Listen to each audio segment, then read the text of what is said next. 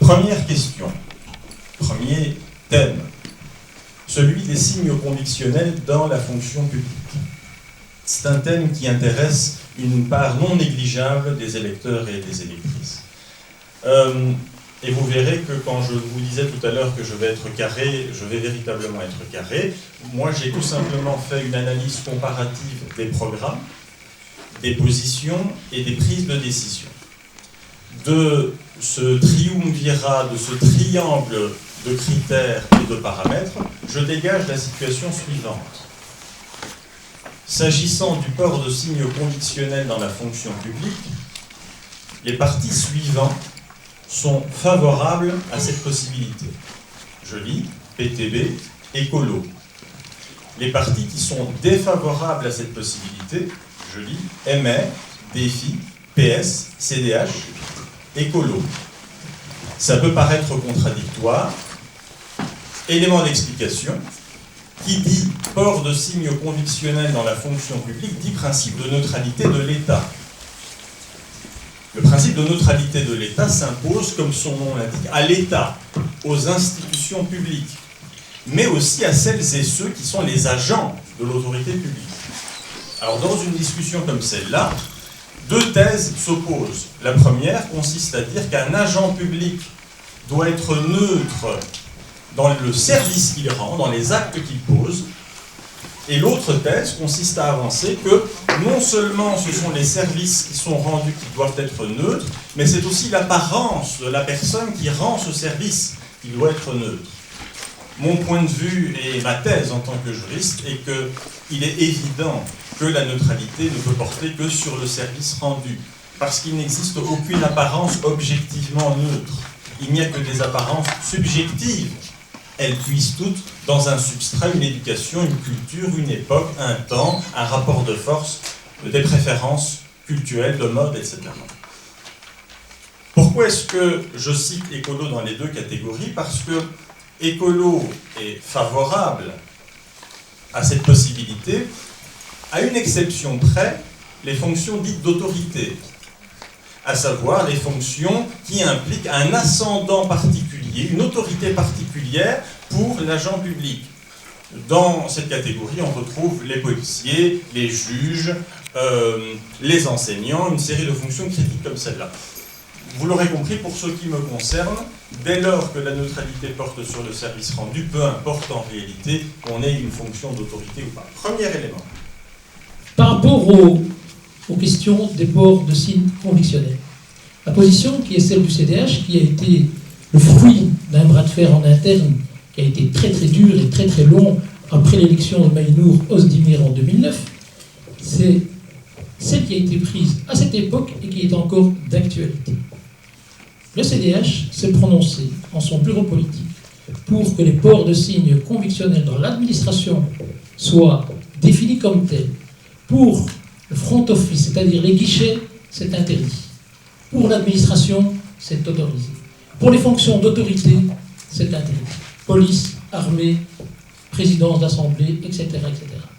Pour l'enseignement, c'est à partir de 14-15 ans, 4e secondaire, avec l'accord de la direction d'école et du conseil de participation des écoles. Ça, c'est la position officielle qui a été votée au sein du bureau politique du CDH, et c'est la seule qui, pour moi, est une référence, et pas tout ce qui circule sur les réseaux sociaux, qui ne correspond pas du tout à la réalité. Voilà. Je pense que ce sont les principaux sujets où j'étais en contradiction avec le médecin Guy. J'ai clarifié la position du CDH.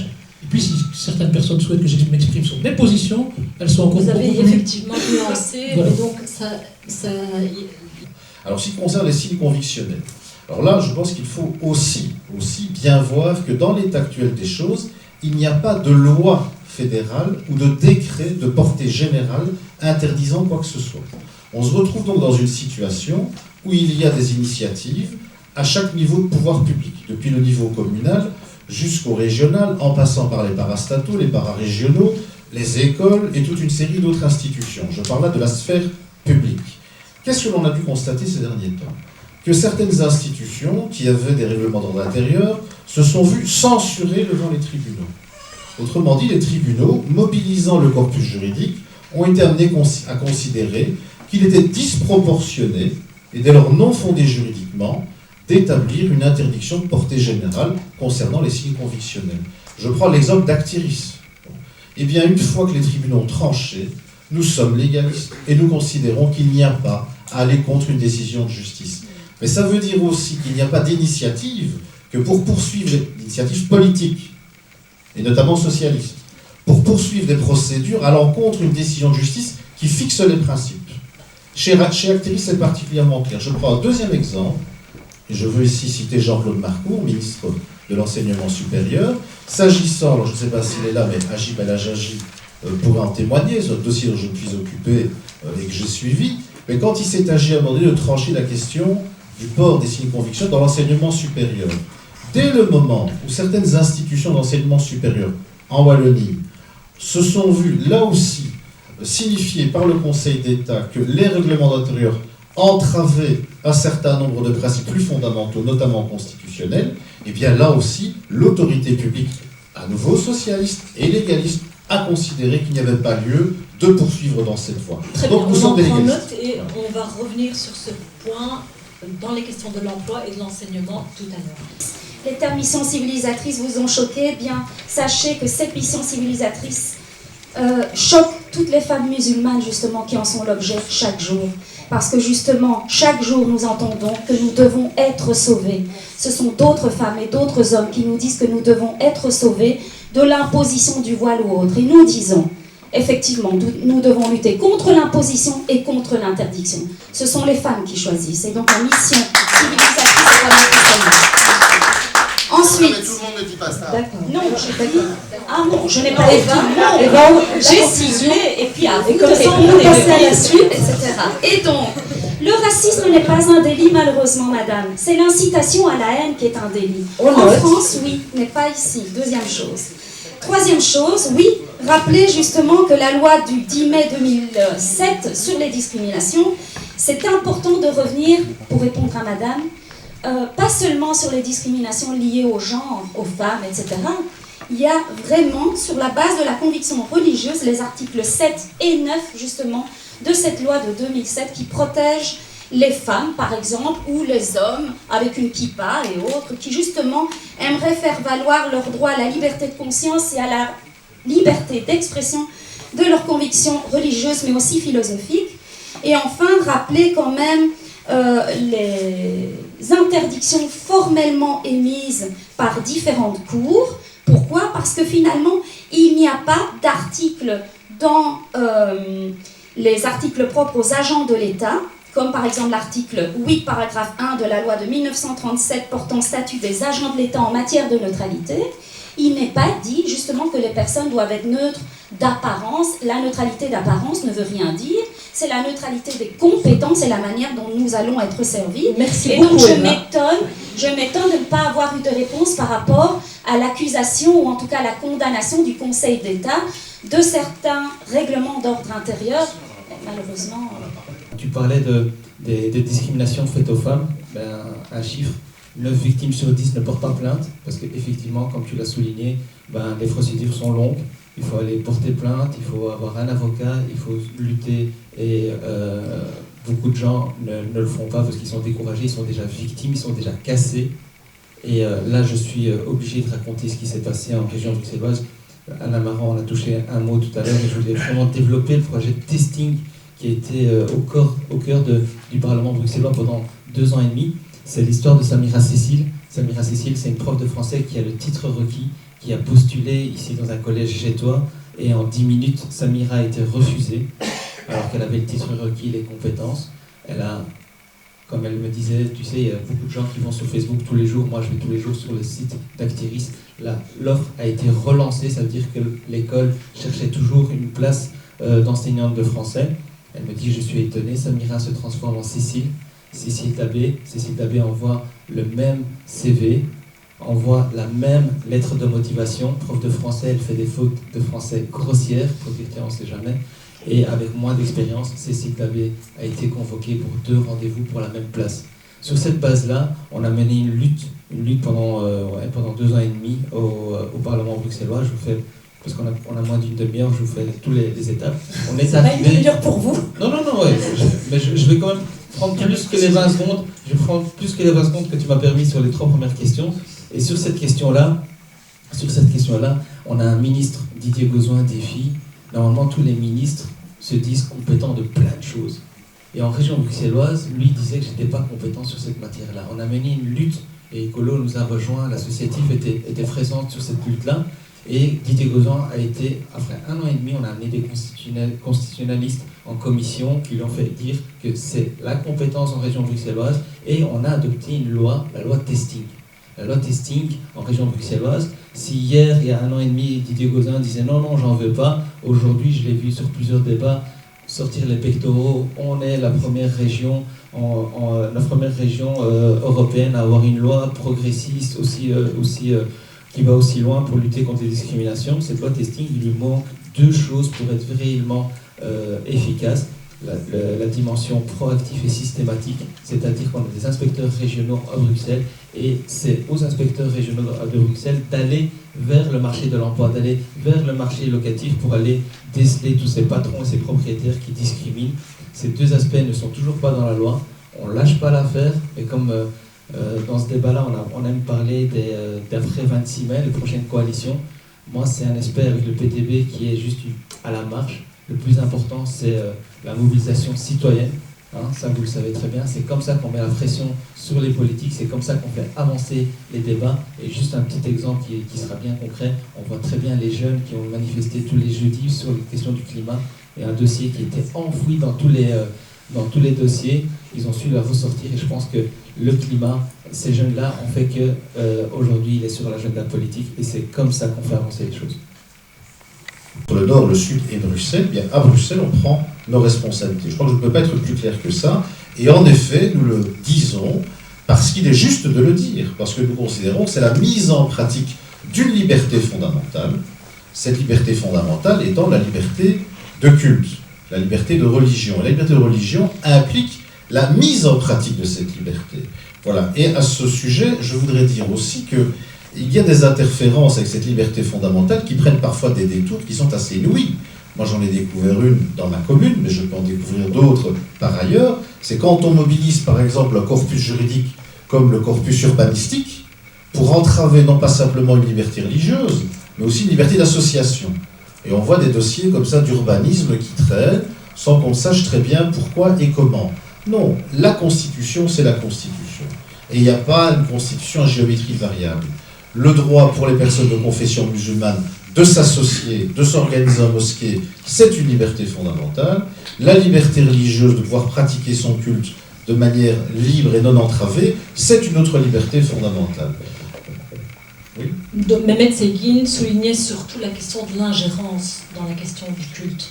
Par rapport aux signes convictionnels, je pense que le SPA, pour le moment, n'a pas de sang à recevoir. Je pense qu'au contraire, on a montré l'exemple, puisqu'effectivement, il y a eu des difficultés, on a eu des problèmes à Anvers, et il a fallu faire des rapports de force énormes, et je remercie Bertancio, qui est le président d'Acteris, avec lequel, à l'intérieur de nos partis, on a dû travailler, négocier, discuter, pour mettre ça aussi dans le programme, pour dire pas d'interdiction de signes distinctifs religieux dans le service public.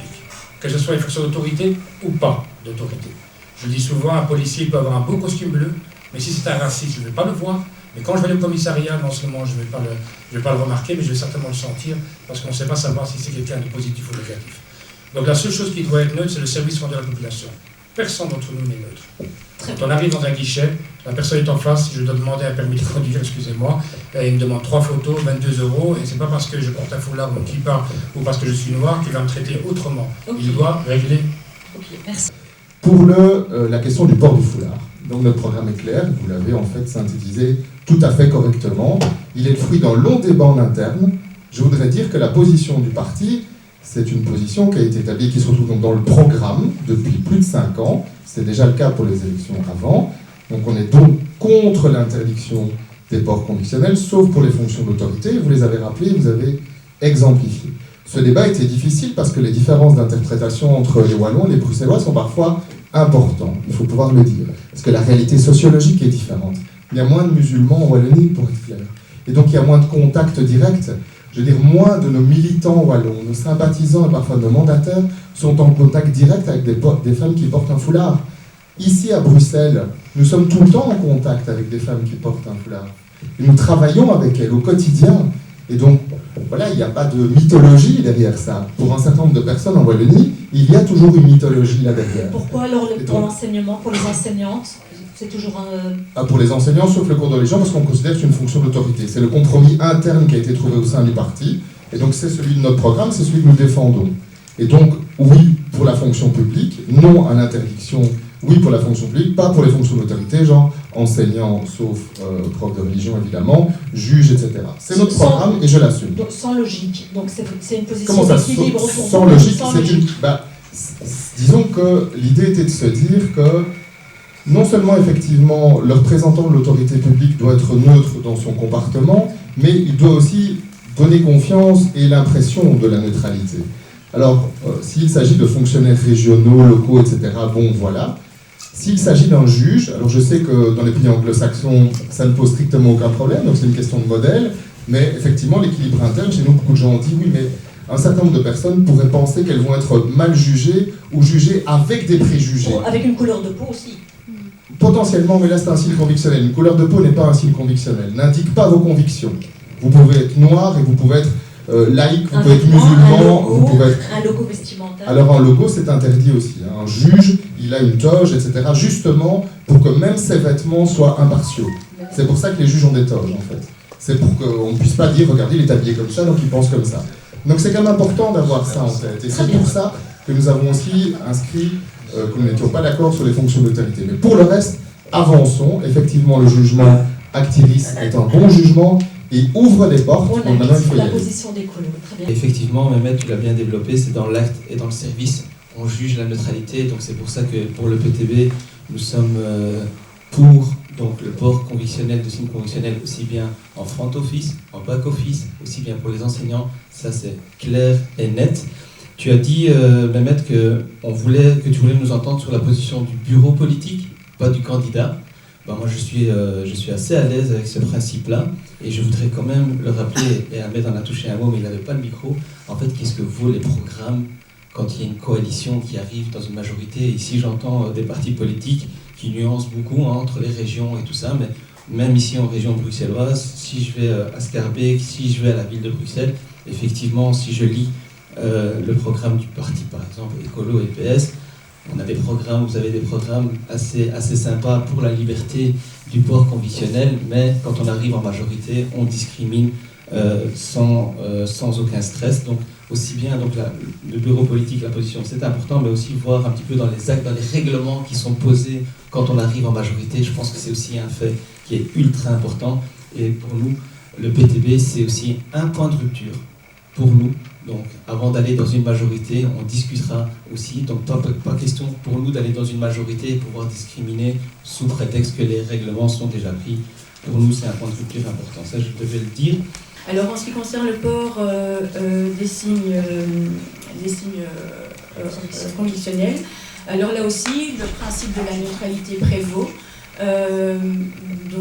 Dans la fonction publique, mais dans les contacts avec les usagers, tout simplement parce que ce soit une personne qui porte la kippa, le turban ou le voile, on estime que l'usager qui est en face de cette personne n'a pas à se sentir un traitement différent parce que la personne qui est en face de lui ne partagerait pas ces mêmes valeurs. Donc c'est un principe qui est important et c'est un principe que le MR soutient. Et par rapport aux écoles également, jusqu'à 18 ans, comme les autres partis.